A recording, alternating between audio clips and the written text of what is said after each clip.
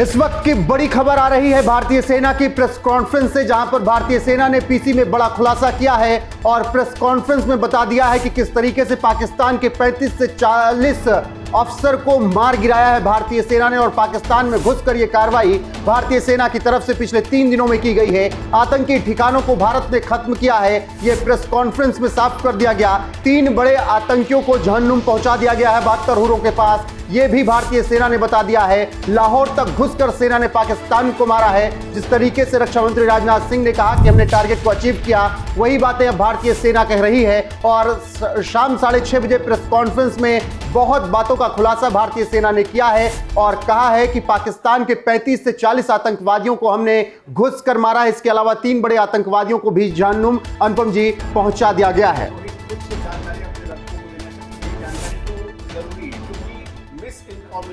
बहुत बड़ा एजेंडा चलाया जा रहा था कुछ लोगों की तरफ से, जो इस बात में मतलब पाकिस्तान के जो लोग का एजेंडा चला रहे थे और जो कुछ भारत में बैठे हुए वो भी कुछ उस एजेंडे के साथ हाथ मिला रहे थे। पहला सवाल, क्या पाकिस्तान की तरफ से जो गोलीबारी हुई है उसमें भारत की तरफ से कोई हताहत हुआ है?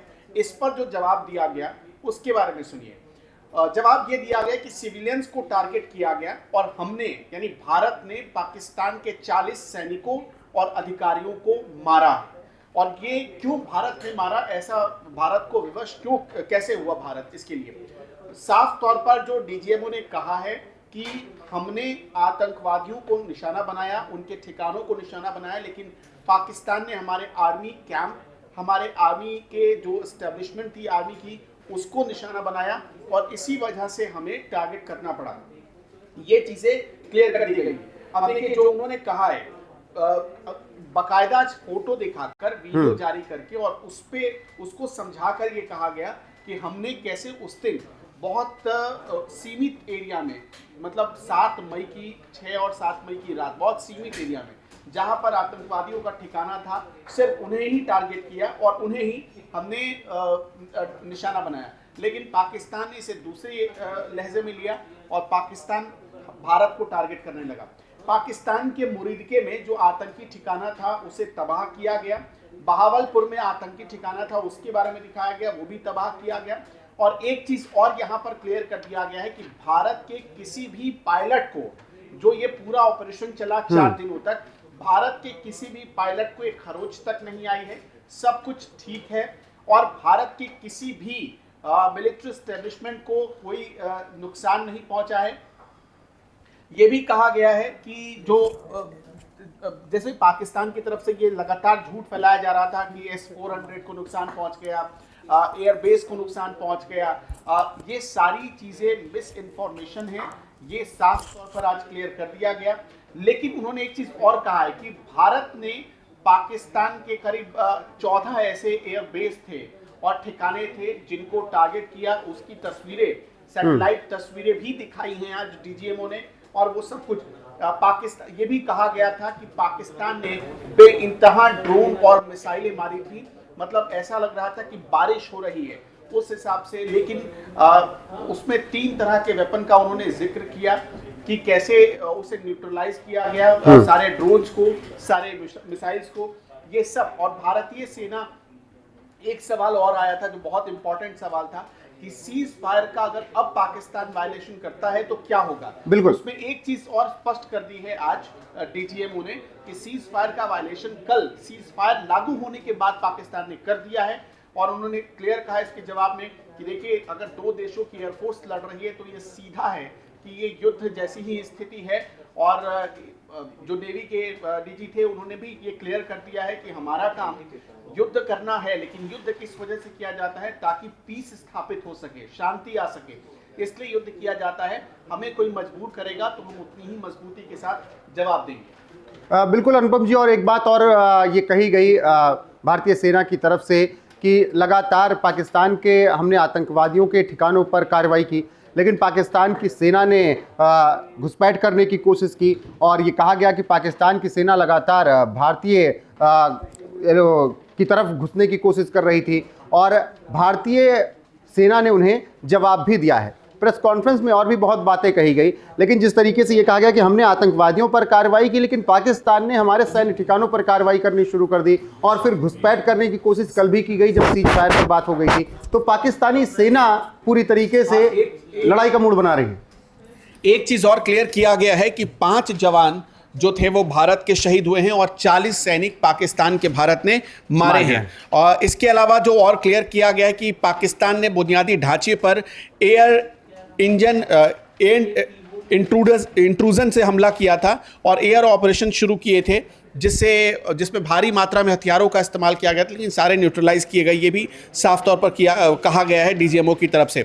साथ ही ये भी क्लियर कर दिया गया, अच्छा कराची एयर बेस पर, कराची पोर्ट पर आपने ये सुना होगा, बीच में ऐसी खबर आई थी कि कराची पोर्ट पर भारतीय सेना एक बड़ा हमला करने जा रही थी, मतलब जवाबी कार्रवाई करने जा रही थी। जब ये सवाल आया नेवी के डीजी के पास तो उन्होंने साफ तौर पर इसका जवाब दिया कि हम कुछ बड़ा करने, उन्होंने पहले तो लाइन ये कही कि जाहिर सी बात है हम कुछ ऐसी लाइनें कहेंगे जिससे आप अपने विवेक से उसका आकलन करिएगा। उन्होंने कहा कि हम कुछ बड़ा और सरप्राइज देने जा रहे थे पाकिस्तान को, हम तैयार थे और बस एक आदेश का इंतजार था, शायद वो बहुत बड़ा होता। उन्होंने संकेतों में ये इशारा किया। इससे एक साफ मैसेज जाता है लोगों के भीतर, मतलब भारत के लोगों को जो डाउट कर रहे थे अपनी ही सेना पर। और तीनों सेनाओं के डीजी ने मिलकर ये क्लियर कर दिया है कि इस पूरे मामले में भारत बहुत ज़्यादा लीड ले चुका है।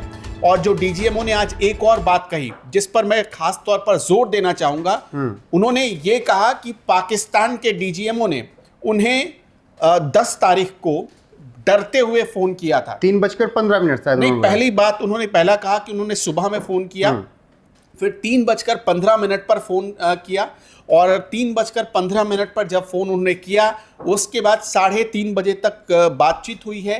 और 5 बजे से, शाम 5 बजे से 10 तारीख को 10 मई 2025 से सीज फायर का फैसला लिया गया दोनों देशों की तरफ से।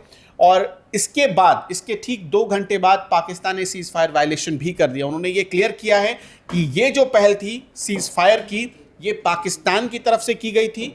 और उन्होंने ये भी कहा कि अब तक 3 दौर की बातचीत होनी है, 2 दौर की बातचीत हो चुकी है। कल यानी कि 12 तारीख को दोपहर 12 बजे एक फाइनल राउंड होना है। अभी तक 36 घंटे के लिए, मतलब जो जानकारी आई कि 36 घंटे के लिए ही ये सीज फायर है। कल 12 बजे जो बातचीत होगी उसके आधार पर यह तय होगा कि क्या कोई सीज फायर का एग्रीमेंट भी होगा, जैसा 2001-2 में हुआ था, 2003 में हुआ था। ये बात निकलकर सामने भी आई।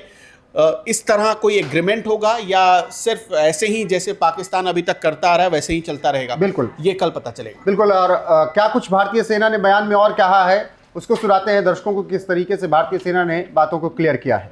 हमने अपनी कार्रवाई करी,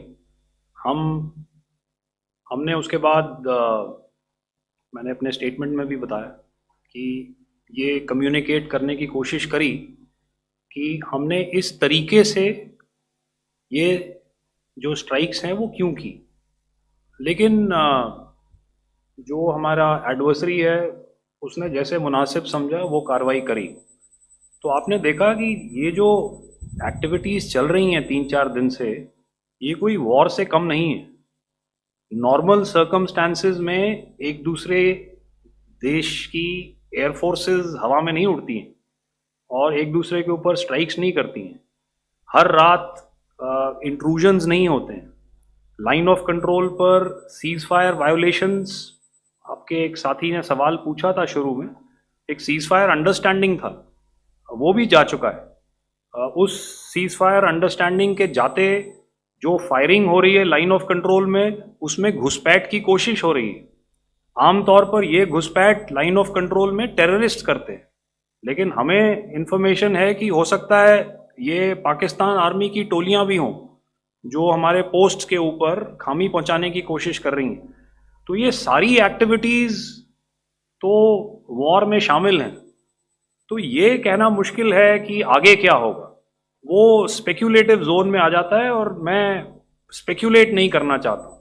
हर एक सिचुएशन अलग होती है और उससे एक तरीके से डील किया जाता है। सर मैं एक सवाल इसका मैं जवाब देना चाहता हूँ, 1 मिनट। जो हम जो मिलिट्री होता, our main job is to prevent war and maintain peace and stability. So it is not that our response is a graded response.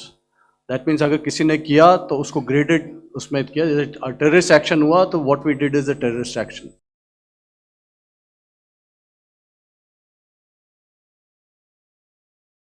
हमने अपनी